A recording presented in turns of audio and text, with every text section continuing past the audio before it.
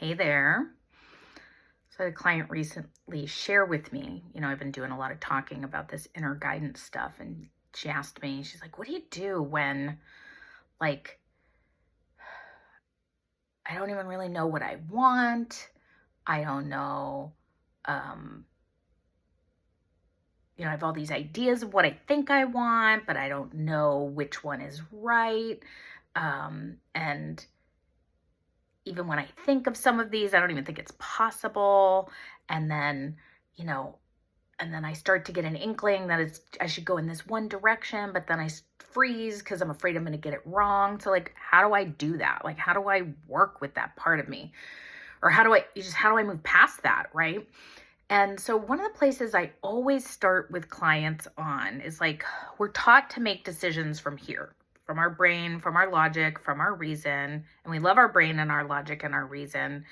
It's just when it comes to making choices, sometimes if we're just doing it from up here, we get into this place of duality, logic and reason. It's like, then we start to talk ourselves out of and have thoughts and concerns about getting it wrong and all that other stuff. So our first step is always to try to attune, to help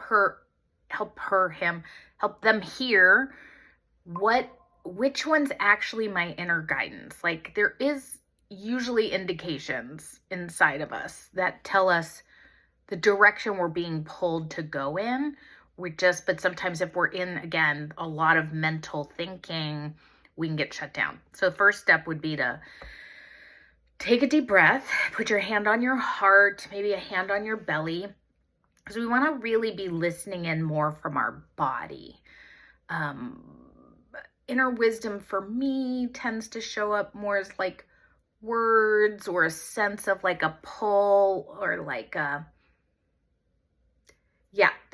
it's more of a felt sensation. So you might want to slow down and just ask the questions like, which one of these options, of all the options I've laid out, which one is for my highest good? Which one is the direction I should be going in?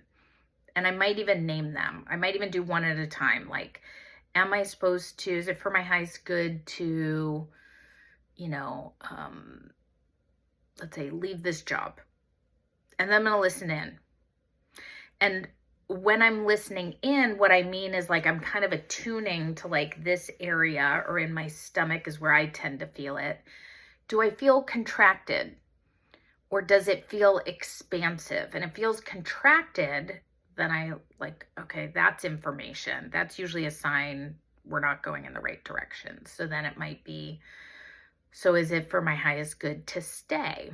And I feel in. And if that feels contracted, then I might say something like, is it for my highest good to like move forward, like leave the job, but not now? Because maybe there's still things I need to learn, or maybe there's stuff that's still needing to be revealed. But if I tune in, I might all of a sudden then feel like an opening or like a spaciousness inside of me. So that's where I would start. If I do all of that and I'm still not getting a clear answer, then the recommendation would be, go do something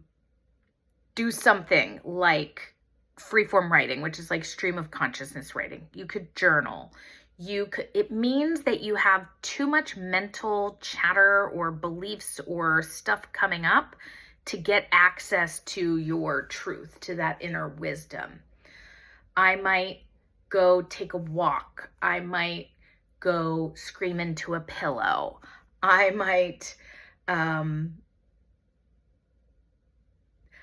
write a letter, like that's just, like if freeform writing doesn't work, I might write a letter and then burn it. That like just kind of gets out all the shit about what I'm thinking, with the intention of releasing it so that I can attune even more to my wisdom. Because your wisdom is like always there. It's always present. There's always some there's attunement always going on.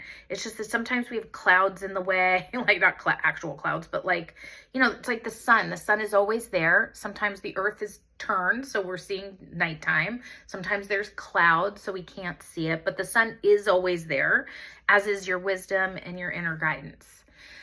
Sometimes the guidance, if you're not getting clarity, well, I won't bring that up yet.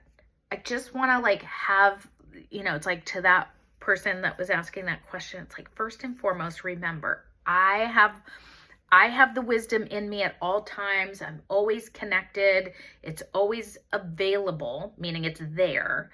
And if I can't access it, say I'm not getting a clear read in my body, or everything just feels crunchy, then I'm going to go do something to release the energy, release the fears, release the doubts before I come back to listening.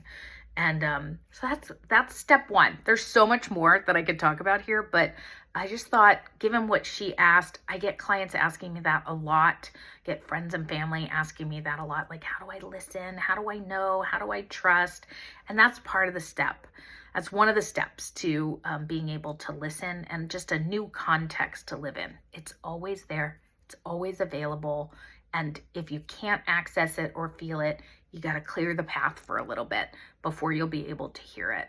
And so it's a process. It's a learning. There's nothing wrong with you if you're having trouble with this. It's just a skill like anything else. It's just a muscle that needs to get built. And I hope that brought you a little bit of relief today. And if you want to talk more, I love to talk about following inner guidance. If you want to bring me something that you're chewing on, that you're having trouble discerning, and you want to have a complimentary conversation, let's have a session. It's free. I don't bite. And it might actually bring you some relief. All right, take care.